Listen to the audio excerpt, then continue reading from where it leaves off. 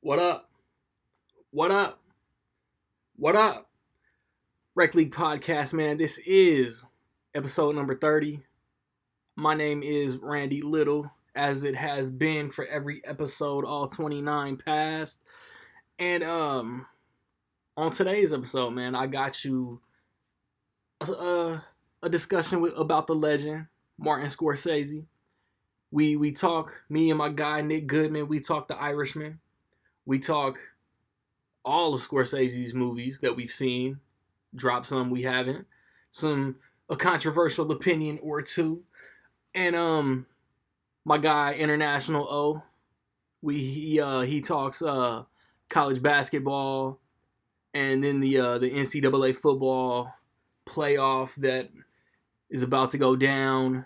Of course, I got bars, and then I'm gonna talk about that Brother Ali album that just came out within the past month or so. So let's just hit it right quick. Before I get into the poll questions, I almost forgot. I had an episode set up a couple weeks ago. We was gonna talk NCAA basketball. We was gonna talk that Brother Ali, and I had the movie segment set up to talk to new movie collectors about their collection. Literally, day I was gonna record, I woke up to multiple messages from everybody I had ready to go that something came up, they couldn't do it. I was bummed. I am bummed that I had to postpone an episode. And life goes on, man. It happens. You know, I don't hold grudges. You know, like, stuff comes up. It is what it is. We press on and we make it happen, man. So since I haven't done an episode in a month, basically, it feels like way longer. I'll give you guys recent poll questions. So basically, the December, October, the October, November poll results for most anticipated and favorites and all that, they're dust in the wind now. A couple weeks ago, there was a bunch of release the Snyder Cut madness on social media, so I took the opportunity to ask, upon all the recent DCEU madness, if you could only get one movie, which would you want? Man of Steel 2 or the Snyder Cut? Snyder Cut wins 77%, Man of Steel 2 got 23%, and then around that same time, Disney Plus had launched. So I say, what's your favorite live action remake / sequel continuation? And, you know, Dumbo came out, Aladdin, The Lion King, Maleficent, Mistress of Evil, Lady and the Tramp came out. My choices were Dumbo, Aladdin, Lion King, Lady and the Tramp. Aladdin wins this 50%. And then Lion King got 33%, Lady and the Tramp 17%. No votes for Dumbo. I'm not necessarily mad at that because I thought Dumbo was super just okay. But I thought it would at least get one vote. And then most recently, I asked Irishman, Scorsese related poll questions. I said, with The Irishman now on Netflix, which is your favorite Scorsese movie? The choices are Taxi Driver, Goodfellas, The Departed, The Wolf of Wall Street. And of course, with all these, if there can be multiple answers, I invite you guys to comment your choice, comment your unavailable choices. Goodfellas wins this 67%. The Departed got 33%, and I don't understand how Taxi Driver and The Wolf of Wall Street get no votes.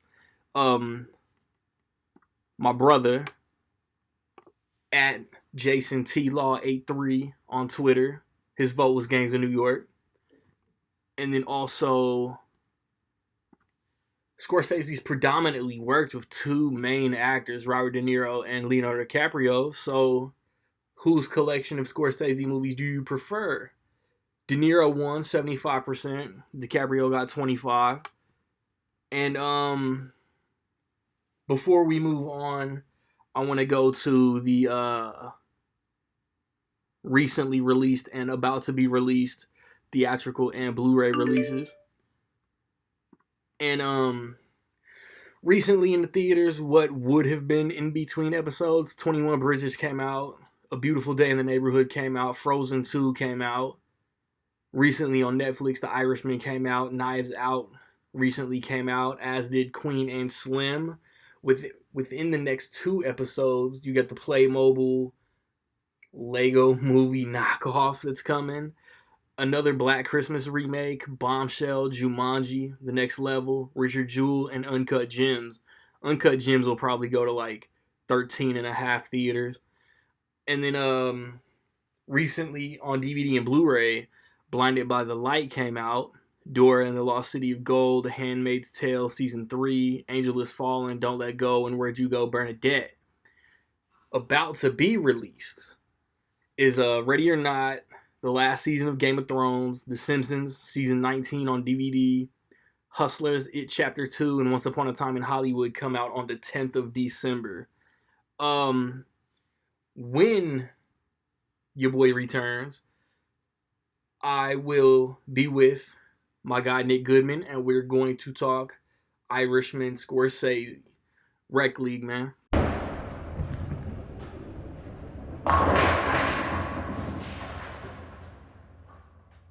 We are back, man. Hey, plans fell through, like I said at the top of the episode, man. Nick Goodman, the always loyal. See, I was like, because I was going to do the Blu-ray collector thing last time, and I was like, man, Nick's going to like miss his first episode since like April or May. Technically, you have it now. And Irishman came out, if you were lucky enough to see it in theaters. Most of us watched it on Netflix. I want to talk the movie itself. I want to talk about Martin Scorsese and his legendary career. Man, I wanted, man, you know, you're in the group chat, man. I wanted Sigmund to jump in with us, man. He got prior obligations because he's more of the, I don't want to like come off like I'm making fun, but he's more of like the aficionado connoisseur of the three of us. And then Joe, man, Joe's sick. But man, Sigmund got his podcast. Check those out. Check out Joe's reviews on YouTube, man. But let's start with The Irishman, man. What'd you think? So like, I loved it. I kind of knew I was going to. Like, even if it wasn't, like, top shelf Scorsese, I was like, I'm still going to love this. Like, it's just going to be... It's just one of those things. Like, just looking at the poster, like, there's nothing happening on that poster, but I was like, yeah. Yes, I'm going to love that. It's just like... I don't know. It's like a treat. Like, you get to just watch these guys just do their thing for 3.5 hours. And... I didn't really have any issue with the runtime. I was never bored with it. I was entertained by the whole thing. I had to pause it once or twice. But I mean, you know, people complaining about how it takes all day to do it. And I was like, it doesn't have to. I mean, even if it does, I mean, you just pause it and get back to it. So it's not like you're in the theater. Yeah, I did. Yeah, where you have to like sprint to the bathroom and like come back and ask what you missed. But like, I loved it, and I'm starting to like, now that it's out for like the general public, I feel like almost like I kind of liked it more than the people around me seemed to like it. People seemed to like it, but I was like, immediately, I was like, nah, I loved that. Is it like now that it's out, and now that it's out for like widespread public consumption, is it just like everybody forgot that he shit on Marvel, and it's just like new Scorsese, yes? A little bit. It's like y'all still watched it. Yeah. But it's like, you know, all the people that complained about that Marvel bashing or whatever, you know, they're the same ones complaining that it's 3 hours long, and it's like Endgame was 3 hours long. Yeah. Your precious Endgame. So I don't know. I think almost it's almost like the backlash was bigger than what he said. It was almost like, you know, they made a bigger deal out of it than. It was the Twitter knee-jerk reaction. Either you really love something, or it's absolutely the worst thing of all time. Mm-hmm. I don't want to get like on an unrelated tangent. You like posting? Yeah. It's related. Yeah, I mean, I liked it. I watched it. I made the mistake of trying to watch it Thursday morning, so it took me like a good 6 hours to finish it. Between the TV and the laptop and having to get up and leave. And so if I can like sit a block aside of, let's say, 4 hours for bathroom breaks and whatnot, I want to sit down and rewatch it eventually. I was more into the De Niro walking past somebody, pop pop, and then it did kind of slow down for me when the Teamsters union stuff started until I should have said at the beginning, but I'm spoiler heavy all the way because there's nothing you can really talk about that doesn't spoil something. Yeah. And like Pacino's performance is top notch. Like that's like I think I said in episode or 3 back. One of my favorite things about this year is that Pacino finally got to work with Scorsese and Tarantino to an extent. But yeah, like Pacino's performance was still great. All the stuff with Stephen Graham and showing up late and wearing shorts to the meeting, that was amazing. And then like as Joe Pesci kind of sits down with De Niro, I'm like, man, I didn't know about the book. This movie is kind of a confession. It's not one, right?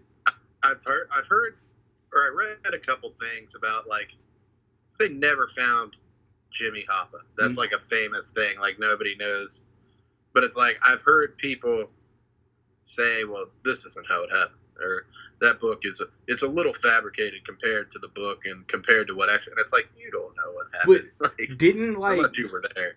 Didn't like De Niro did the door shuts. Hoffa realizes nobody's in the house. Pap pap. Hoffa's gone. Didn't they show him get burned or incinerated or whatever it's called, cremated? Wasn't that his body? Maybe. I totally paid attention to the movie for all 3.5 hours, except for that one little scene. But like they talked about like doing the Fargo and putting somebody in the tree shredder. Yeah. And I immediately was like, they could have done that. And nobody would ever know. Like nobody's getting in a tree shredder to check for evidence. Dude, it's been what, at least 40 some odd years ish. They're never gonna literally find Hoffa's body. No, like Bruce Almighty. Yeah, one day. But yeah, and I don't know. I need to look up some like actual footage of Jimmy Hoffa. I should have done that because I watched the movie Hoffa like last week with Jack Nicholson. And Jack Nicholson lays on like a real thick, like Chicago accent. Pacino tries. And like, yeah, you hear it a little bit with Pacino, but I want to go back and look and see which one was more like accurate. I would say Nicholson looks more. I would say Nicholson looks more like him. Yeah, he's got like a prosthetic or something, or he's doing something with his mouth like all throughout that movie. I hadn't watched that movie in a long time. Danny DeVito was just like, Jack, just wear this. Yeah, just put this on. He's like, what the hell? Hey, man, but he did it for Batman. But yeah, to me, all 3 of them were Oscar worthy. Yeah, really. Joe Pesci was almost like completely different than he was in like Goodfellas and Casino, like real high energy. Like he was low energy all throughout, but he was still kind of that menacing, like you never really questioned that he was the top guy. That's what I was telling my wife. Like it's like a role reversal. De Niro has always been the man in the Pacino in the Pesci Scorsese team ups. And he's kind of just like the hired help in this movie. Pacino has the power. Obviously, Pacino. Pesci has the power. Keitel had the power. And they just point, and De Niro shoots. And like that was real cool. And I feel like a real underrated aspect of this movie. Yeah, it was. I think, it drew the great performances out. They all kind of changed up. Yeah. What they usually do in movies like this. But I thought Joe Pesci was awesome coming out of retirement for it. And you never really questioned that he was the man in charge. Like he was real calm, almost like Marlon Brando Godfather-esque role. Like he didn't really have to raise his voice or do anything. Yeah, that's a perfect comparison. Yeah, it's the best I've seen Pacino in a long time. I was thinking about that too. Like, when's the last time De Niro and Pacino have both been this good? I don't want to count Joker because De Niro's in Joker for like 5 minutes. Yeah. Even though he still basically plays like a Jay Leno, David Letterman on point talk show host, but I really don't know. Because like they get work. Like De Niro's been good a few times in the last decade. Like he was in Silver Linings Playbook. Yeah, that's right. I like The Intern. I totally blanked on David O. Russell. The Intern is underrated. I like The Intern. Like Pacino, he's been doing a lot of like straight to video stuff and Jack and Jill and I didn't want to bring that up. Yeah, it happened. We all had to do it. Yeah. Yeah, it was kind of like a balanced Pacino performance because sometimes, you know, if you watch like a Scarface or something like that, he's so like animated and wild, and if you watch like Godfather 1 or even like Carlito's Way, he's restrained. He's I thought this was like a nice balance. God, like, Carlito's so good. Do what? So Carlito's Way is so good. It's underrated. I hadn't watched it in a few years, and I watched it like last week. I take it over Scarface. I do too. I think I knew that in my head, but I feel like I've seen Scarface more times. Yeah. And rewatching it, I was like, this is so underrated. I think I might like The Untouchables more than Scarface too. It's at least I'd say they're at least on par with each other. De Palma, man, like the De Palma gangster trilogy. Mm-hmm. Yeah. But anyway. I thought it was a good balanced performance because there were the times where he had to be the big, showy guy, and then some of the more intimate moments where he's just talking to De Niro and stuff, and where he's bitching them all out in the office, and De Niro gets butthurt, and he has to pull him to the side. Yeah. I didn't even see you. And he was like, I didn't even see you. I didn't see you. But I thought Stephen Graham was good in his role. Like, that was a pretty good role for him to have. He's so underrated. You saw my Twitter post, man. People got to go back and watch Boardwalk Empire. I need to go back and watch Boardwalk Empire. There you go. I watched some of it. I own every season, but I never finished it. And that's it. That's it. Because that's that Scorsese connection, man. I think the dude that wrote either Wolf of Wall Street and maybe this was also involved in Boardwalk Empire, and a couple of Boardwalk Empire actors here and there will pop up in a Scorsese movie.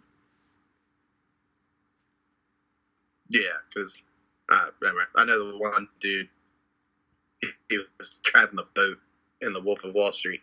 Yeah, his Steve Buscemi's brother. Yeah, and he was definitely in Boardwalk Empire. But yeah, this maybe I'm trying to think like in terms of like Scorsese's filmography, like where this would rank. It'd be pretty high. I put it maybe 10 or 11. I'd say it might crack my top 10. It's definitely high in my year-end thing so far. For the year, like I haven't posted my Letterboxd review. Like when I have days off, I get so far behind on reviewing my Letterboxd stuff that I sit there with downtime at work and knock out one here and there. For the year, I might have it like 12. But like looking at my rankings for this year, they're all over the place. Yeah. I got it pretty high. I'm gonna reevaluate for sure before the year.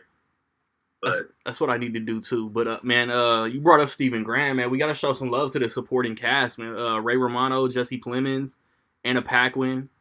Did you hear about the controversy about her dialogue? Well, like I did. And I didn't give much thought to it. I just thought she brushed it off, so who cares? I was just kind of like, oh, well, shit. She has like one scene of dialogue, but she's a low-key, underratedly important character. She's a super important character, but the fact that she only has that little bit of dialogue is important to De Niro's character. Yeah, like that's when that happened. I was like, but see, like Anna Paquin is in the movie maybe for that one scene, maybe 2 or 3 scenes out of a 3.5-hour movie. Her character, I feel like, is what Twitter is like reacting to. Her character is in the majority of the movie, and has this bond with Jimmy Hoffa, and once what happens, and dude disappears, like, she knows. You there? Yeah, kind of. You froze up. That's what makes that one line of dialogue like a gut punch. She's just talking throughout the whole movie, and then keeps talking through it. It takes away the heaviness from that scene, and we really need that scene. You know, and it almost made me laugh because right after that he was like, "We never talked again." Yeah. I was like, oh, so she's not going to say anything else. Also, they said she had 6 words, and she said 7. Right, I was sitting there counting like boom, boom. Yeah. Boom. Why like didn't you call? Whoa. And then and he tried to go see her at the bank, and she was like, "Lane's closed, bitch." Mm-hmm. And then and like the device that they use, like he's in this old folks home, and like he's still sticking to the code, not snitching, trying to tell his story within flashbacks. Like it was all cool how it played out. Mm-hmm. It's almost certain movies. You got like Goodfellas, Casino, Wolf of Wall Street, and this are all kind of told. And I'm sure there's more. I need to go back and rewatch like his whole filmography, really. But it's a lot of movies. They're all kind of told from that same perspective. Like you break the fourth wall, and you're telling the story like it is, and it just makes you feel more in touch with the story, like you're a part of the story in a way. Yeah, like that narration, man. That narration is so good in so many movies. Yeah. I think that's like one of the reasons why it always seems blasphemous to some people, but why I prefer Goodfellas to The Godfather. I do too. It you feel more like into it. Like when something happens to somebody and it's like, oh shit, like you're personally affected by it. I feel like if the world was like all gangsters, rich, wealthy people would be The Godfather. You can appreciate that shit, but like blue collar, we'd be Goodfellas. Yeah, I would be like just a wise guy, like street level. And I don't know, there's something, and I don't know how believable any of it is. I'm not going to pretend I do, right? But that to me, it just feels more personal. Whereas Godfather's, I said it on something, but I said it's almost more operatic. Like you're watching just like this real majestic story play, like an opera. It is. Like I love The Godfather as much as anybody, but there's just something about good. Like ever since I was little, and I saw it way too young, but there's just something about that movie that I just. Where's the horse's body? Yeah, that's. Yeah, I definitely watched that when I was like maybe 4. I was like, oh damn, that's his horse. He really sent a message. Yeah, man. Francis Ford Coppola, man, another guy who bashed Marvel. I hate to keep going back to that because it's like so October. I don't know to be that guy, but I mean, aside from his 70s movies, man, the 2 Godfathers and Apocalypse Now, maybe The Outsiders. Does he have that many other great movies? His filmography as a whole is not as strong as Scorsese's, to be talking the close. Shit. Yeah. It's weird. Like to this day when Scorsese does anything, even when it's a movie like Silence or something that doesn't get like a wide release, it's still talked about. Yeah. It's still like this is Martin Scorsese's baby. Like he's doing this. Like I don't remember the last movie Coppola even did. Like he does movies like that don't even go to theaters. Brian De Palma just did a movie that didn't go to theaters with like Aaron Eckhart or somebody random, right? I think it's the dude from Game of Thrones. Yeah, that's right. Jamie. And I'm like, I don't know. But to me, the director of Scarface. Yeah. It's like Scorsese's filmography still will always speak for itself. It's like, he did direct Raging Bull, so maybe he's allowed to not like this. Right. I mean, and that's the thing. Like I hate to get into like public what the standards of opinions should be, But it's like, bro, that's why I hate Twitter. It's like, man, like somebody didn't like something. The world still spins. Like let that person breathe. Like they're still gonna make their movies. Marvel movies are still gonna get made and break 1 billion. The world's still gonna go on. Like somebody had an opinion you don't like. It happens. Yeah, it's like there's movies that everybody doesn't like, but like that movie is probably still going to make money. It's like my mother would never ever watch Saw, ever. But the next one's coming.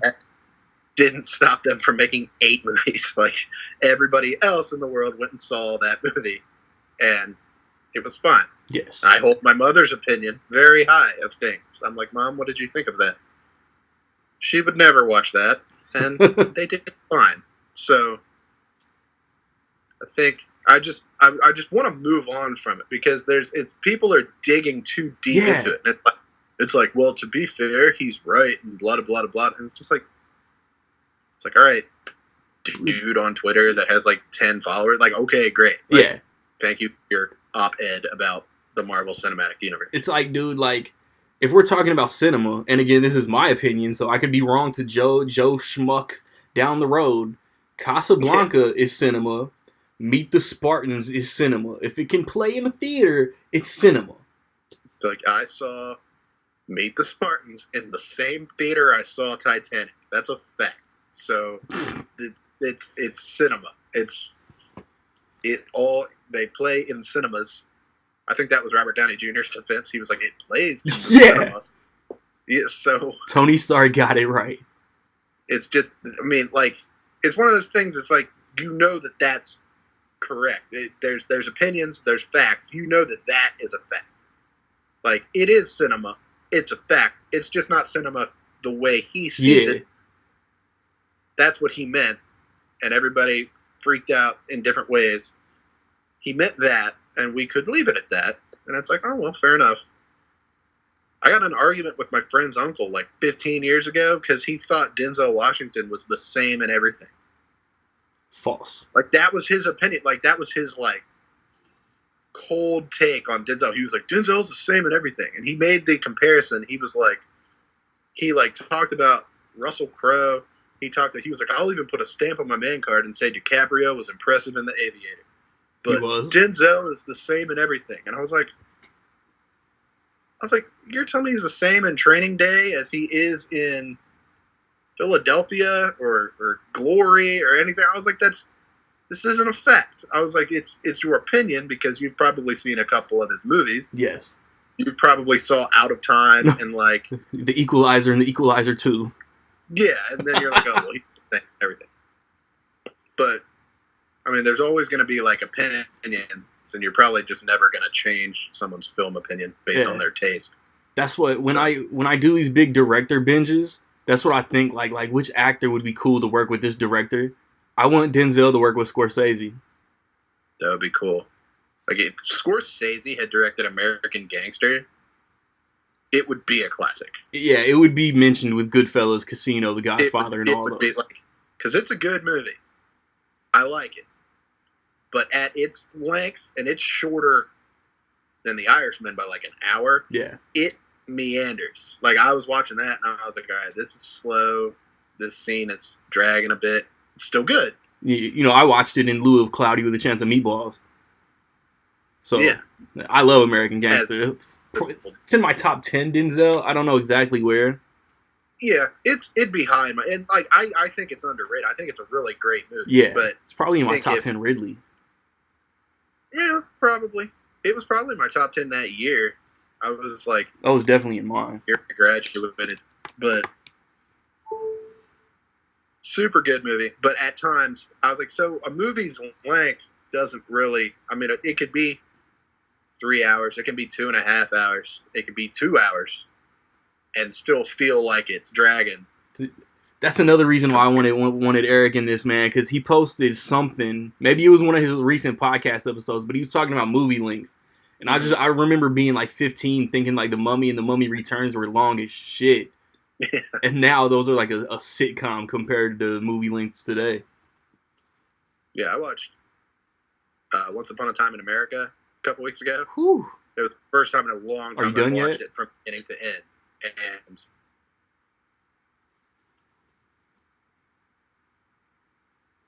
like I watched it over the course of like 4 hours. Dude, you broke up. I missed all of that. I was saying it felt like a different day when that movie was over. Like it was like 4 hours long, and went to sleep, woke up, and I was like, I feel like that was like 3 days ago. I watched that movie and finished it just now. But that's another one. Like it's just long, Yeah. but I was pretty much entertained by the whole thing. Like they just had a lot of story to tell. And Wolf of Wall Street, I remember not even wanting that to end when it ended. Yeah. It was like a little over 3 hours, and I was just like, no, more. Yeah. That's one, I watched that a couple days ago. Like that's got amazing pacing.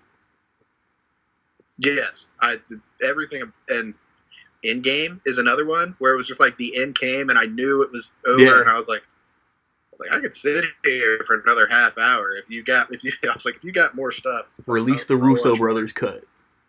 Yeah, saying if you just decided you want to bring Black Widow back, I'm here. Hey, yeah, that's one too. Like, Reddit. I think I talked with Joe. I've talked with a few people. Like all 4 Avengers movies are pretty long, but they're all paced so well that you just don't notice it. I mean, we're seeing that Batman versus Superman was like 165 minutes or something like that. I was like, holy shit. Oh my God. Like, I was like, how am I even gonna like handle that? Like, what am I gonna do? That's not even like that long. Like, It Chapter 2 was long. Yeah. As hell. But that's another one. Like, I looked at it like a companion thing and not like its own movie, because I feel like that's where a lot of the hate for It came from. That like they were looking at it as its own story, and I was fresh off listening to the book, and I was like, man, this kind of flows perfect. And I'm one of I'll champion It Chapter 2 until Pennywise like brings me into the deadlights. Yeah, until they make a 3, and they're like, oh, dude, that's like the nightmare headline of the year. Don't dig for a third movie. But you said Wolf of Wall Street, so we're gonna segue into Scorsese's filmography. I haven't seen all of them, but I spent the whole month watching what I own. Can you pull the top 5 out of your ass right now? No, my number 1. Boxcar Bertha. I know my number 2. So, like number 1, I'm gonna go there and just see if I land on a 3, 4, 5. Number 1 is Goodfellas. I feel like people that follow me know this, but that's one of my favorite movies of all time. Like I barely give 5 stars, and I'd give Goodfellas 5 stars. Like there's nothing I would really change about it. I love it. I love the acting. I love the story. Number 2, I'm gonna say, just because we were talking, I'm gonna say The Wolf of Wall Street. I don't think it's my number 2, but I love that movie. It might have been my number 1 of 2013. I think it was. I can answer that after I rewatch Prisoners. I love how yeah, but I just love how funny it is. Yeah. Like it's like it's serious when it needs to be, but it's like nonstop. Like not just funny, like it's like hilarious. Like I remember laughing my ass off watching that in the theater, like as much as I would for like a Superbad or anything like that. Like I was just dying watching that movie. And then 3, 4, 5, it'd be like a mixture of like Taxi Driver, Raging Bull, and I'm gonna say The Aviator, but I don't know if that's for sure. I'm gonna say it just because that keeps poking in my mind. It's probably not. I'll get reminded of something mid-conversation and just stop. And that's another one. I wanted, like, before we started any of this, I wanted to just spring Joe's top 5 on him because he had seen no Scorsese. I don't think he watched enough. He's sick, quote-unquote sick. Yeah. I hope he hears this and, like, curses me out in the group chat or something. And just he couldn't, like, form a top 5. I don't know. At 5, I got Gangs of New York. At 4... I got Casino. 3, I got Wolf of Wall Street. 2, Departed. 1, Goodfellas. And it's like, Okay, never mind. redo. Departed in there. No, Aviator's gone. The Departed is somewhere in the top. I knew I was forgetting. There's a massive one that I'm forgetting. I know That was my shocked face. Like, That's where's it. The Departed? Yeah, I just looked at a face and I was like, I'm forgetting one because it's just like I kind of blanked. I know I like Gangs of New York. I know it wouldn't be in my top 5. Same with Casino. Like, I like Casino, but it wouldn't be in my top 5. But I was thinking, I was like, I'm missing one. My top 5 is kind of boring though. It's just all the classics. But your top 5 was like the acting, the peaks of acting in Scorsese's movies. Yeah. Dude, I love The Departed. Yeah. I knew I was forgetting. I was like, oh, I just watched. And like, everybody was Oscar worthy in The Departed. Yes. And the only one that pulled one was Wahlberg. Rightfully I remember so. DiCaprio got nominated for Blood Diamond that year instead of The Departed. I remember thinking, I like Blood Diamond, but I was like, who's going to remember? I was like, these 2 movies, I feel like The Departed is going to be a bigger deal. And I was right. Full sarcasm intended. I would have nominated Kevin Corrigan and James Badge Dale and Anthony Anderson for The Departed. They were all good. Like, everybody it was like uniformly. Anthony Anderson hadn't really even done like anything serious up to that point. I just remember being like, oh, that guy. Yeah. He was great in that role. Jim Carrey's kid for Me, Myself, and Irene. Yeah. I was just like, a barbershop guy.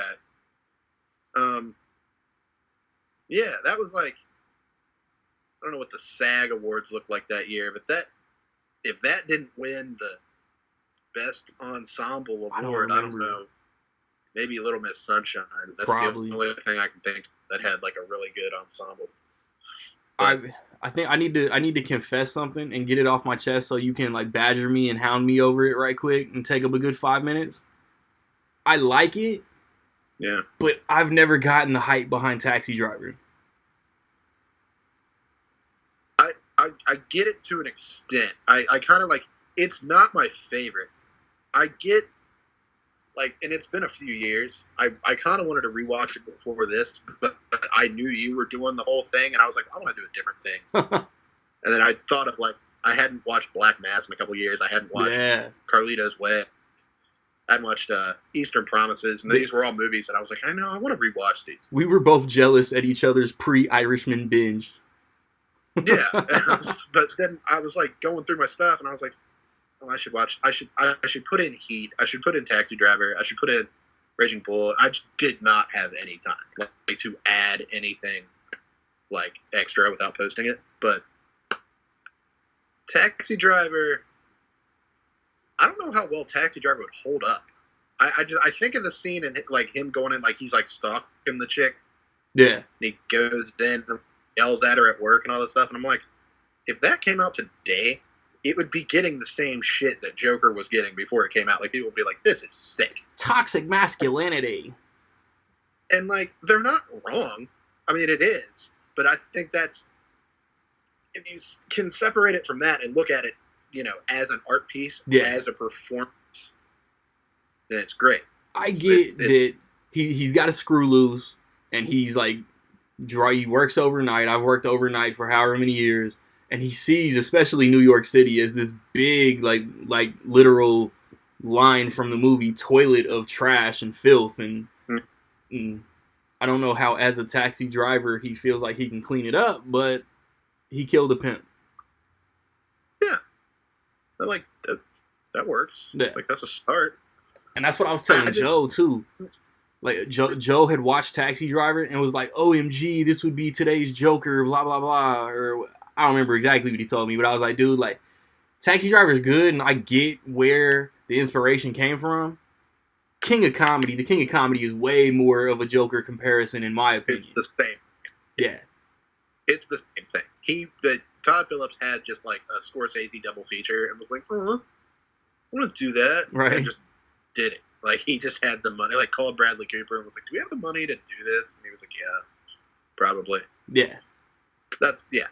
I haven't watched The King of Comedy in a long time. I have it. I don't think I ever even upgraded it to Blu-ray. I have the DVD. How I dare need to you, go sir? I think that's one of De Niro's more underappreciated performances. Yeah. And I know it is. Like, I know it's great.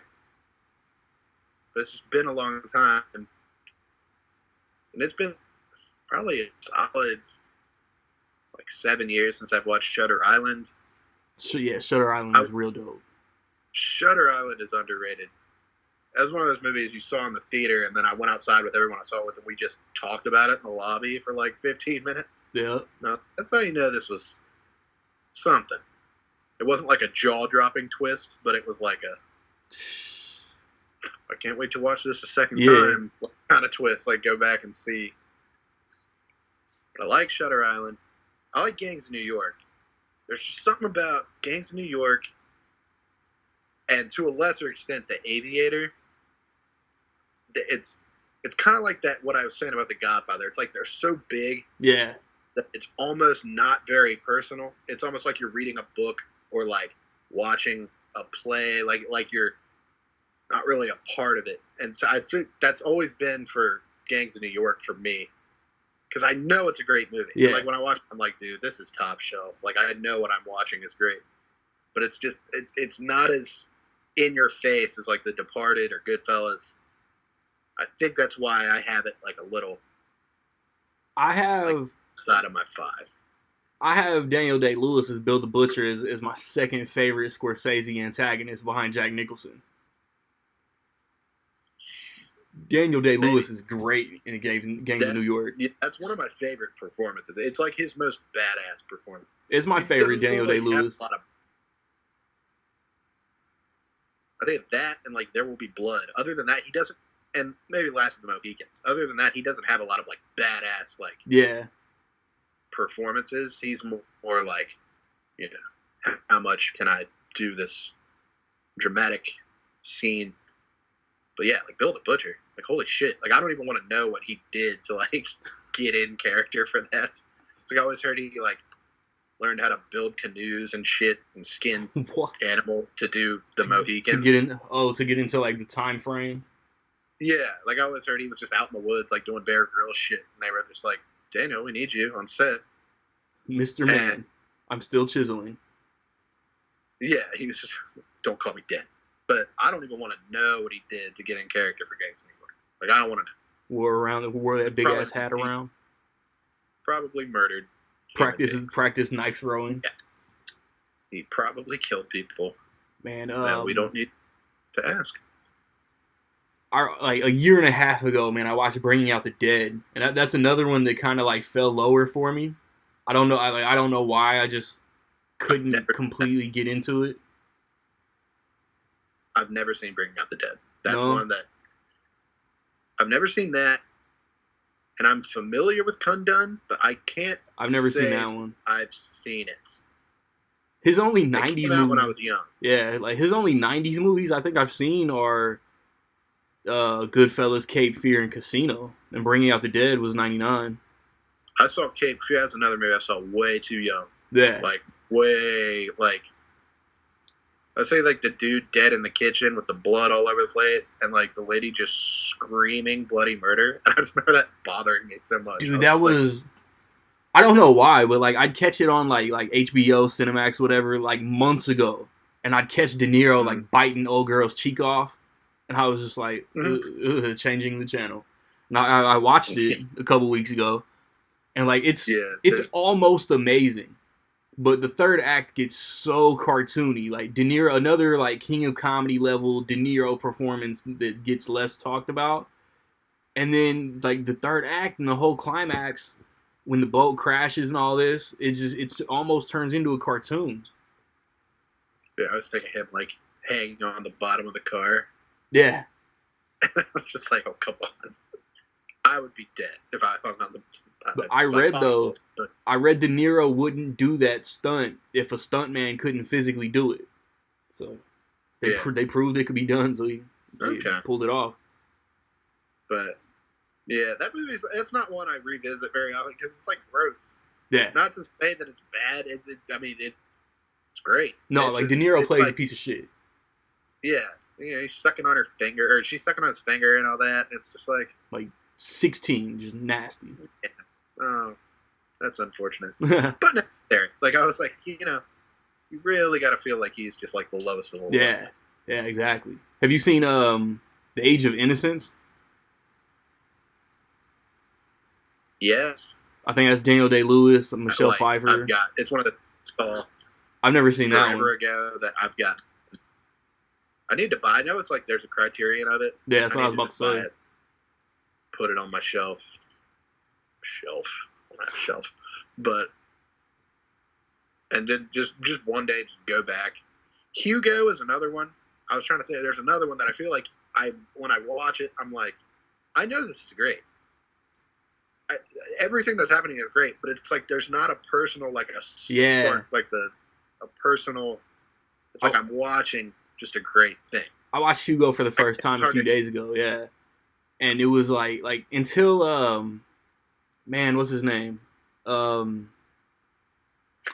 man, dude from A Serious Man, Michael Stuhlbarg, another Boardwalk Empire actor. Until he showed up in Hugo, I didn't really care. Until laying the groundwork for why all this was important, I didn't care. So that's one that was fine. And then Silence, man, it took me 3 tries to finish Silence because I watched it. I started it too tired, and then I watched The Irishman, and then I tried to finish Silence that night, and I think I finished it before Knives Out Friday. That's another movie. Yeah, and then it's as long as The Irishman. At the end of the day, with what happened with Andrew Garfield, I was kind of just like, what was the point? It's like, I don't know. It's like you go analyze his filmography. It's like Scorsese has a weird relationship with religion. I've never seen Last Temptation of Christ either. But it's like a weird take on the story of the crucifixion and just Jesus's life. It's like, it's more of a head scratcher to me than the Passion of the Christ, which I watched for the first time 2 or 3 years ago, and I was like, oh, I believe that this is how this happened. Yeah. It's gross, it's gory, and everything, but I was like, this seems like a realistic depiction of this event. Apparently, everyone has said The Last Temptation of Christ is just not how it went. This is blasphemous to say it like this and that, this and that. And then Silence is, it's that it's based on true events, but it's kind of like you said, it's like, why though? Why do I want to see, what hurt Scorsese about these events so much that he was like, I have to tell this story about these, right? Jesuit priests, Yeah, it's like, it was a lot. I just remember thinking Silence was just a lot of movie to handle. It's like higher up, I don't know, Japanese people didn't like Christianity, step on this stone with Jesus being crucified, and that is you betraying your faith. And if you don't, we're going to burn you, alive. Yeah. And then Adam Driver disappeared. He popped back up toward the end. Spider-Man finally steps on the thing. But it's like he heard Jesus tell him, you're doing it to save these people. You're not doing it to be blasphemous. Yeah. Because sometimes I'll watch movies and it'll happen and I'll know what happens. And then I'll just be like, did I just not process the way it was meant to be watched? No, yeah. I remember, I haven't rewatched that since the theater. I remember going to the theater and there was 2, maybe 3 other people in the whole theater. It was just a low-key showing. Yeah. And sitting, and it was so long. Not to say it was bad or anything. It's great. But I just remember looking at my phone and thinking wow, this is long. It's not as long as The Irishman. No. It's maybe 2 hours and 45, 50 minutes. Ish, yeah. Yeah. It's a lot of people don't like. My dad always refers to The Perfect Storm. He hates a movie like that where it's nonstop, just shit, just over and over, and it's oh, well, what's next? Oh, well, now this is next. and oh, now this is bad. Now this is bad, and now we're all dead. That's kind of how Silence was. Like, Yeah. I told immediately, I was like, you would hate that movie. A snowball of It's just bad nonstop. luck. Yeah. Yeah. I also watched, completely aside, that movie, The Art of Racing in the Rain, about the dog. Dude, I'm tired of all these I like made that sad, comparison emotional to dog that, too, movies. because I didn't know what that was about. I thought it looked good. I liked that Ventimiglia guy, so I was like, I miss this in the theater. I'll check this out. Little Rocky. Don't. It was just nonstop. Like, oh, well, that happened. Well, Okay, what's next? I smell a Oh, miscarriage that's and the death of a dog, and maybe a crash during a race. I thought, well, the dog's probably gonna fucking die. That's what's gonna happen. Kevin Well, Costner. they get that out of the way real fast. Damn. Like the beginning of the movie, they're like showing you that the dog is gonna be. It's like a flash forward. That's like, oh, well, great. I get to look forward to that. But then something else happens, pretty quick, and so I'm like, oh, well, this is gonna be how the dog helps them through this. Yeah. And then the rest of the movie is just non-stop. It's like, oh, he's going through this. Now he's got to go through this. And now he's got to go through this. And he's still got to look forward to the dog dying. So, And no, on a not similar, unrelated note, like, but, yeah. that Harrison Ford movie with the dog comes out the day after my birthday. And I'm like, man, is that the movie I want to watch the weekend of my birthday? Like, something sad's gonna happen. Gotta. But I'll probably check it out. Right? So I never watched those Dog Journey or Dog's Purpose No. or whatever. Because Because I know that I'll get that's emotional what that watching the is. trailers. Yeah, I'm like, I know that's emotional manipulation. And I was like, he's just gonna die over and over again. No, not me. And then plus it came out Marley against and John me. Wick. John Wick. That's the that's what sets off the events of the story. Yeah. It's like Marley and me. You see there's just that dog.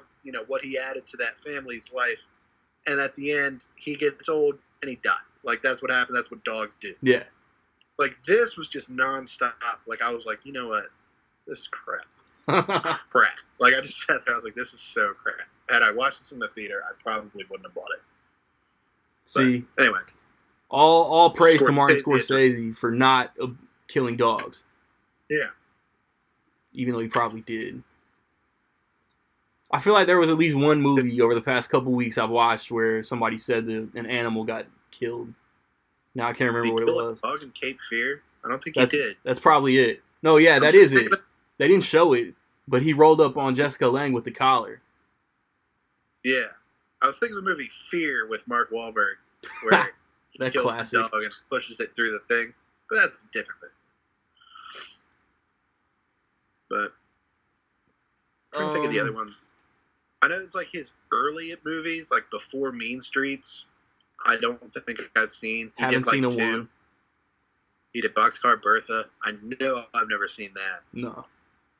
And I'm familiar with New York, New York. I should know. Is it a I don't musical? De Niro's in it. Or the musical? Yeah. I mean, it's what the song, Yeah. like where the song came from, which is like a big deal. I couldn't sit down, like if you did a podcast episode on just that movie, I don't think I could do it. December So 15th. that probably says I either haven't seen it or don't remember it enough. I wouldn't be confident enough to talk about it. I guess I could just watch it though. My hypothetical thing that I'm making up. No, I feel like there's some.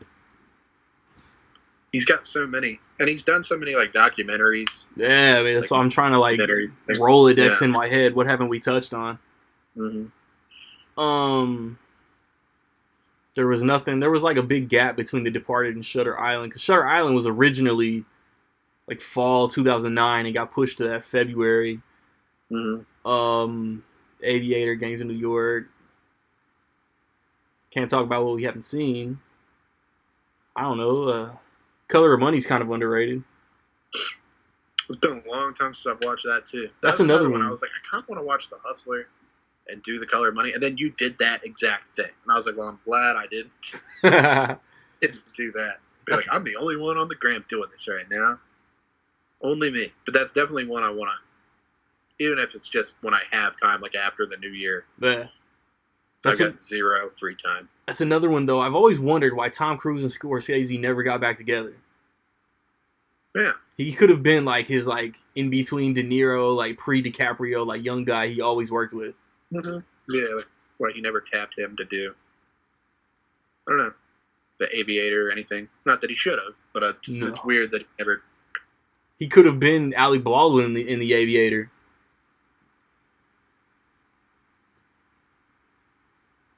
Froze up again. Gets me hard for it. Yeah. Say what? I was saying he could have played somebody in The Departed. Yeah. In that movie. But it took me a long time.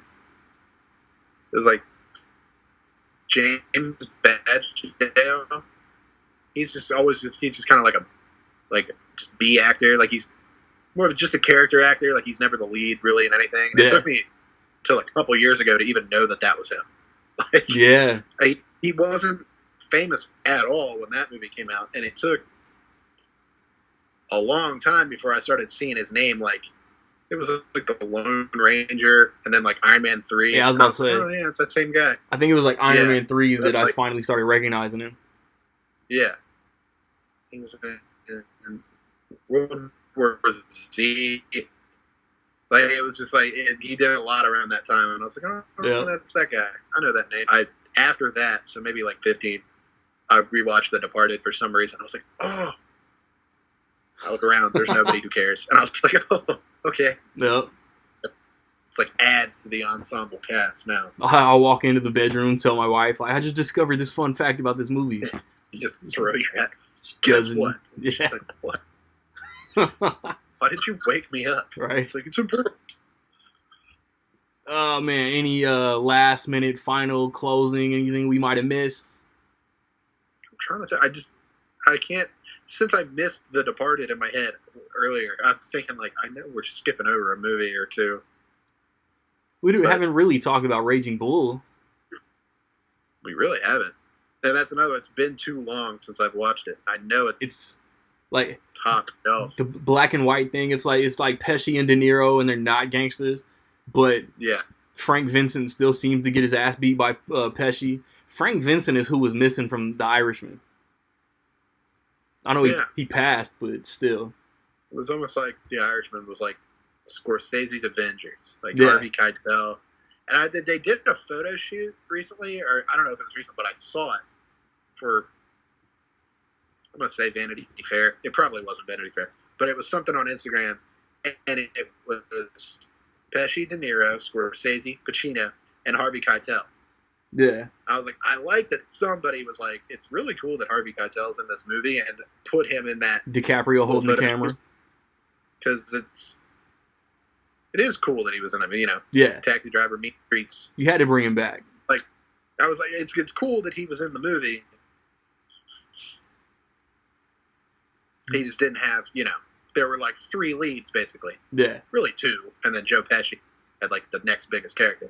I was like, you couldn't really have made him another character and made that character much bigger. Nah. Kept the impact the same. So I think they kept Pesci restrained in this movie just because it was like his first movie in however long, and maybe he was kind of reluctant to jump in, but he knew how like important the movie could be. Yeah. I wonder, because didn't he turn it down a lot of times? Yeah, that's what I heard. They finally, I remember once upon a time, and this had to have been years ago, they were talking about making a movie out of that video game Uncharted, which I think they still are. Yeah, I think it comes out next Christmas. Yeah. Isn't that the one that Wahlberg just announced? Yeah. Yeah. He wants. I think he's still going to be in it, but this was like he was attached to be the lead guy. Yeah. And I remember reading that somebody had a script where they were trying to put Joe Pesci and De Niro in that script for that movie. Really? And I was like, Joe Pesci. I hadn't seen him in anything since. I was thinking like The Good Shepherd. That's what I was about to say. And I was like, Joe Pesci? What the fuck? And then I was just like, never heard about it again. And then you look it up and it's like, oh no, he's retired or whatever. Mm-hmm. But I remember thinking that was weird. And he must have said no to that. Like they must have gone to him and he was like, 8 heads in a duffel bag. Was that like 98 or like 2001 or something? Yeah, I want to say late '90s. I could be wrong. That's one of those I saw when I was like 12 years old, watching it on Cinemax, and like, what is this? Yeah, he used to do. I mean, he did Gone Fishing. He was in a lot of movies, and then he just worked. And then it was like out of nowhere. It was like he got old. Yeah, like, I never thought of him as old. And it was like out of nowhere. It's like, oh no, Joe Pesci's in his 70s, and it was like, what? Since no, when? He's Harry. Yeah, my cousin Vinny is not 70. Been in like like mid to late 40s in Goodfellas, but he's believable as being the same age as Ray Liotta, give or take. So, yeah, good actor. I don't know. Apparently, he also sings. I think he's putting out an album. I just like an hour ago saw a picture of him in the studio with like Adam Levine or somebody. Yeah. I'm so curious to what that sounds Jeremy Renner-esque type of. Apparently, he's sang for like ever. Yeah, and he's like putting out a new album, and I'm like, I can't even. Well, adding Joe Pesci to my iTunes. Yeah, I just pictured Moonwalker like he was in the Michael Jackson thing, but he didn't really sing. But that's all I pictured. Yeah. I don't know, man. I think we covered a lot, man. If you're out there and haven't seen a Martin Scorsese movie, like, just drop a comment, leave a voice message. Why? I'm gonna call him my third favorite director behind Nolan and behind Tarantino and Nolan. At 2, I mean, he's one of the GOATs, man. Like, there's no arguing. Oh, we didn't talk about Shark Tale. Oh, yeah, I don't want to talk about Shark Tale. We're out of time. Shoot. We can talk about Shark Tale the next time DreamWorks releases a movie, which I think is Trolls World Tour, a.k.a. Trolls Infinity War. Yes. So, yeah, man, when I get back, I think I'm going to have my guy Orlando on, and we're going to talk some college sports, man. Rec League Podcast.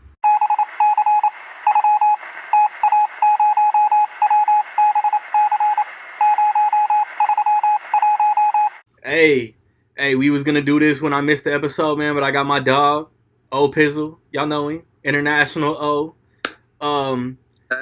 And the NCAA basketball season started. The college football tournament is getting set up, man. So it's your block, man. You're my go-to college sports guy, man. So just whatever you want to start with, kick it off, bro. All right, well, shit. Well, we start off with our snack, our appetizer, college basketball. Since we're not in full entree mode yet. Couple big upsets. Yeah, man. You have your standard teams, the Duke, the Michigan States, the North Carolinas. Really no big surprises as of yet, except Michigan. They just knocked off Oregon and North Carolina, and they just beat Gonzaga. They spanked Gonzaga by almost 20. Okay. So they were unranked. That's the only team to watch out for. I feel like Juwan Howard's coaching of the Fab Five. Yeah, so, I watch Jalen and Jacoby, man. Every time they're doing good, man, Jalen Rose is on there hyping Michigan up. I'm telling you. So Michigan is going to be a team to look out for in the tournament. It just had an injury to one of their key freshmen, Cassius Stanley. So I think he's out up until Christmas. So we'll see how they are, but there's really no big news this year in basketball. Of course, like we don't get into that until March. So no Zions or anybody to hype up. Man, it's only Michigan, to be honest. Like Michigan is about to go from being unranked to in the top 10, probably. Dang. So that's like the only team I'm really hyping up right now, and so we'll see. But on to college football. Hey. So the last week of the season just ended, of the regular season. Okay. That's why they saved. Is that why they saved Michigan, Ohio State for now? Yeah. All the rivalry games are at the end. Okay. I don't see any changes to the top 4. Alabama got their ass busted again. Alabama lost, so they dropped down to 9 in the AP poll this week. Dang. So it's What's the it's lowest they've probably, been under Saban? huh? What's the lowest they've been under Saban? I never seen them that low. Well, I mean, since when he first took over, they were trash. Yeah, But you got to build them back up. yeah, but no, I mean, if Tool was playing, they would have smashed Auburn. Let's just keep it, Okay. let's just be frank about it. Tool was playing, Auburn wouldn't even had a chance. So, yeah, I don't know what Tua is going to do. From what I was told, he actually might still go to the draft, but there's other word? people who are saying he could stay another year. And so, we'll see. But as of right now, I think the top four is still going to stay the same. It's going to be Ohio State number 1 after they just put up damn near 60 on Michigan, LSU number 2, Clemson number 3, and then Georgia number 4. If Georgia loses next weekend, Utah has to beat Oregon to go, but they need Georgia to lose. Yeah. Now for Oklahoma to get into the playoffs, they need Georgia and Utah to lose. So Jalen Hurts back in the mix of things. So You think he gets the Heisman? No. Jordan, was it Burrow from LSU is probably going to get it. Okay. Typically, if you beat Alabama at their peak, you're going to get it. No, seriously. Yeah, I feel you. Yeah, if you beat Alabama at their peak, you're most likely to get the Heisman. So, if you look at Cam Newton, he beat Alabama at his peak. If you look at Johnny Manziel, he beat Alabama at his peak. And I don't see anything different with Burrow. So I think he's probably going to get the Heisman. But he has to finish business against. He killed a game yesterday. We're spelling his name all Bayou, all Louisiana. How they put the X on there? Oh, yeah, you ain't see it? No, I didn't see it. It was dope. I'm gonna be totally honest. I have not seen an NFL game or a college football game from beginning to end this whole year. Come on, you tarnishing the rec league credibility. Oh no! We still follow. Nah, it's rec league, baby. We ain't professionals, but we know enough to hold court. Bro, I know enough to be in first place in all my leagues in fantasy football. So let's. Hey man, this ain't no fantasy football podcast. Hey. No, but yeah. So I think it's in the top 8 right now from 1 to 7. These are the only teams that have a chance to get in. So yeah. Now, if Ohio State loses to Wisconsin, I don't know how far that drops them, but I don't see Ohio State not making the playoffs, even if they lose. LSU can afford a loss and lose. The only team that can't lose is Clemson. Clemson has to smack Virginia. They can't lose by a point. They can't lose by a touchdown. They have to win out. Yeah. If they lose, they're out. So that's going to free up a spot. And so people will say it's because of their schedule, but if you're playing the whole conference and the whole conference is trash, what are you supposed to do? Because typically Florida State is really good. Typically Miami's okay, and this year both of those teams are garbage. So they're pinning that on Clemson as if that's their fault. Yeah. So, yeah, man. So that's just about it. So we'll see. All the conference championships are next week. Like I said, Utah and Oregon play Friday, and then you have the rest of the games later. I honestly, man, I actually hate this playoff committee thing that they have going on. Yeah. I think I would rather have a BCS system style where no opinions are actually factored in. Just start this weekend and set up some kind of seeding and play until like second week of January. So you know how the BCS system used to work? They used to take all the polls.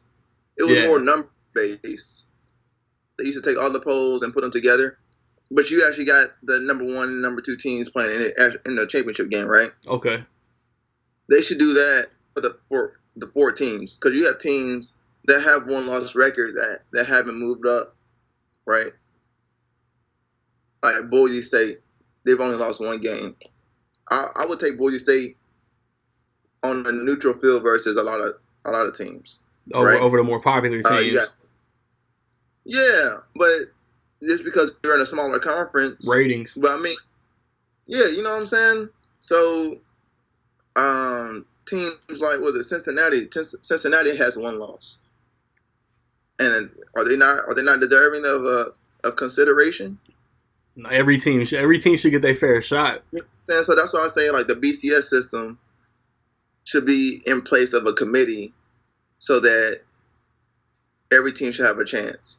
Like I guarantee you, if they had the BCS system, UCF probably would have been in a college football playoff 2 years ago when they were undefeated. Yeah, hands down. So, and then they're talking about expanding. And it's just kind of like you're going to dilute the product. Yeah, for what? And you still going to keep the same teams in the mix. And you know, to speak on like diluting the product, the NBA. I know we're going off the different rounds. Sports is sports, bro. Fuck it. I thought about this before. How do you fix the ratings and people sitting out or whatever, load management crap, whatever? You decreased the number of teams to get into the playoffs from 8 to 6. You have two first round buys for the top 2 teams in the conference, and then you make the first round best out of 3 or best out of 5. All right. And then in the divisional, well, not the division, I'm thinking of football terms, but in the what would it be, the semifinals and final? No, the quarterfinals and semifinals, make it a best of 7 series. You got the first round right now. You got the first round. You got the conference semis. You got the conference finals, and then the NBA finals. No. Isn't it? Because there's 4 rounds in the. Is it 3 rounds or 4 rounds? It's for the conference. You got 8 teams. Then you got your 4. Then you got your conference championship. So 3 rounds, and then the NBA finals. Okay, so once you get to the pretty much when there's 4 teams left. Yeah. So after this first round. So make the first round best out of 3 or best out of 5. You make that second round 7. Best out of 7, and then the championship best out of 7. And that way you can eliminate, because pretty much if you limit to 6, there's only 3 additional teams to get in. Yeah. So I think that fixes a lot of the NBA's problems. You make the regular season matter again. Yeah. People can't just take games off. Every team that make it would clearly be above 500. Exactly. And so that's how you fix that. You know, to make things more meaningful, you gotta take something away. Yeah. So I think taking 2 teams away, or 4 teams total from NBA playoffs would make it a lot more competitive, more meaningful, and I think ratings would actually go up for that. So yeah, cause whatever this thing that they want to propose now, a mid-season tournament, bro. Yeah, it sounds confusing. Soccer, FCLS crap on. So is it in place of the All-Star break? When's the mid-season tournament? Just like in January, and what happens to the winner? Huh? What did you say? I said players want their break. Yeah, exactly. And then I don't know what this is doing. Yeah. Like, what's the point of the tournament? Like, what's the winner get? Like, is there like a cash prize or something exactly. like that, or something? But yeah, I mean, I feel like that's like the more reasonable. And is that what I think they wanted to cut it to 78 games? And is the tournament included in the 78 games or what? That's what I'm saying. Like, I don't know, but I don't think that has been thought of though. No. Like, and they're reseeding. I think they said for the conference finals. I think they said for the conference finals they want to reseed. I was like, man, like once you, I think it's good because you're rewarding the top 2 teams with buys, and then everyone else has to play in. Yeah, pretty much. So I think that's or they can have a play in for the final four seeds, right? So yeah, the 1-2 gets a bye, and it's a like a 1-game elimination tournament for the playing games. Yeah, because they usually end the season on a Wednesday and start the playoffs on a Saturday. So I guess that Thursday, just somebody's getting hit with a back-to-back, and that second game is for a playoff spot. Right. So, like I said, I think the NBA could make this season a little bit more interesting, but it's not up to me. I don't make those big bucks. Right. So, yeah, man. But that's it, man. And then so my predictions. For the college football playoffs, man, I think Ohio State has the best team. They have the best quarterback, best defense. I think they can win, but I don't know. They need to play Clemson last. They need to play Clemson in the championship game. I would pay money to see that. That would be a dope championship game. Clemson, Ohio State. Clemson, Ohio State will be a shootout. You got Justin Fields. You got Lawrence. That would be a great championship game. I don't think LSU has a defense good enough to make stops. So and Georgia, I think Georgia is probably going to get blasted. To be honest, I mean, I don't see LSU losing to Georgia. Their regular season loss was a huge upset, wasn't it? Yeah, they lost to South Carolina. Okay. So they lost to South Carolina, and they actually have 2 losses. I forgot the other team they lost to, but they lost to South Carolina, and I think they lost to Florida, if I'm not mistaken. I don't remember. Yeah, and so, man, I think they need to. If they lose, I would love to see Oklahoma in there and see Jalen Hurts get one last crack at the playoffs. And I wouldn't mind, to be honest, man, I would not mind seeing Oklahoma versus Clemson in any form or facet, right? Yeah. I want to see Oklahoma versus Clemson. That's what I was hoping for, seeing Jalen getting out there and doing it. Yeah, to revenge his loss from like 3 years ago in the championship game when he led the comeback, and Deshaun Watson had the game winner. So, yeah, man. So it's actually gonna be a pretty interesting week. I'm excited for it. So, we'll see. We'll see what happens. But I do have Ohio State winning it all at the end of the day. Best quarterback, best defense. So, yeah. Cool. Appreciate you jumping in it, homeboy. Always. I'm going to try. I know the NFL season ends on the 29th, but, that's the only window that I have free to try to squeeze in NFL playoff predictions. Okay. So stay available, and we'll try to get it in and knock that out, too, man. So when I come back, drop some bars, and I'm going to break down this Brother Ali album, man. Reg League.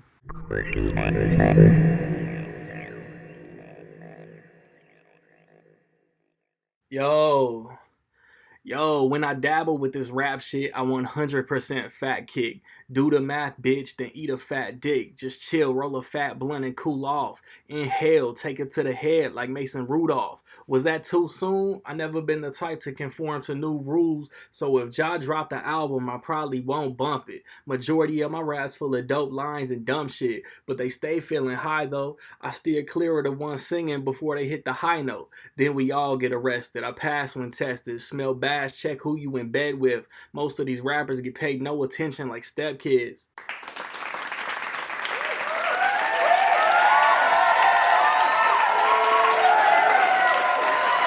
Before I put a cap on episode number 30 of the Rec League podcast, I want to talk about this new Brother Ali album, Secrets and Escapes. Brother Ali is one of my all-time favorite rappers. So when this came out like a month ago, just out of the blue, I remember chilling at work and just, check my phone, whatever. Brother Ali talking about, boom, new album. And I immediately told my boys. And it's 11 tracks. It's got features from Pharaoh Monch, C.S. Armstrong, Evidence, who entirely produced it, and the production is money, and Talib Kweli. Um, I'm gonna keep this short, man, because I don't have nobody to discuss it with and bounce off of presently. Um, I think Father Figures is one of my favorite tracks. It's relatable. Apple Tree Me is just a dope follow up. Red, like Evidence is on Red, and he talking about me. I had what do you say? My eyes was my red bloodshot eyes. Ali was talking about my red albino eyes. Secrets and Escapes is dope just because I don't know. I just like the bounce on that.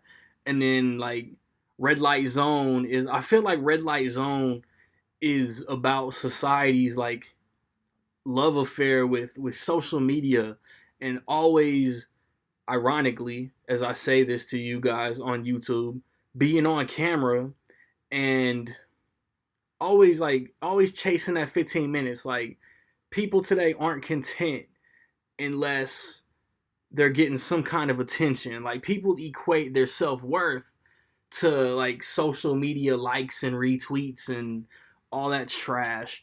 And the way that like fast food commercials, like fast food is up there with stress as far as what can kill you. And the way that like the burgers be looking like the best burgers of all time in them Burger King and McDonald's and Wendy's, Whataburger, Jack in the Box commercials, and you want it. It sells you. You want it because of what you see on the TV, and no matter what it's gonna do to your health, or your pockets, for real, for real. But I mean, if you're a Brother Ali fan, like I hope you've already heard this album. Of course, it's got bars, like that goes without saying.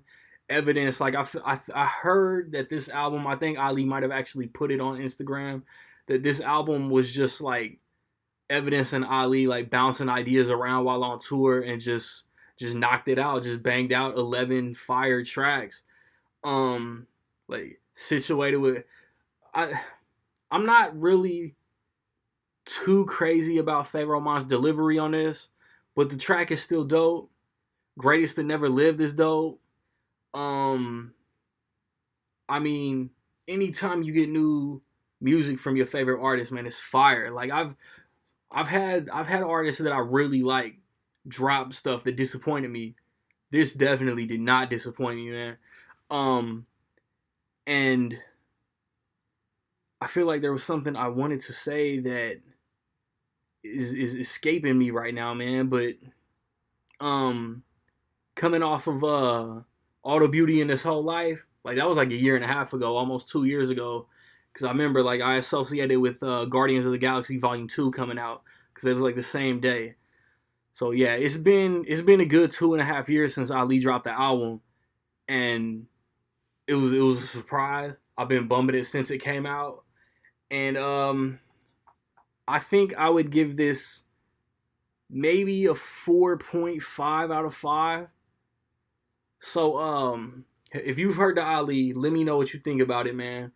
Drop a voice message on Anchor. Drop a comment on YouTube, and that goes for anything that me or any of the guests discussed on this episode. What's your favorite Martin Scorsese movie? Talk some college basketball. How do you think what team is gonna do what? What team do you think is about to win the college football playoff, man? Drop some kind of comment. Drop some kind of voice message, and you'll get replied to in the next episode, man. And on the next episode for hip hop, I think Game just dropped that Born to Rap album, which is supposedly his last album. So we'll talk about that. And I'm gonna get people to Skype in. We're gonna talk Christmas movies. And then on the real, we'll figure out what we're gonna talk about for sports. So like this, tell your friends about this. Any kind of interaction with this episode gets the word out there for more people to check it out, man. So hook it up, help your boy out, and chill until the next episode.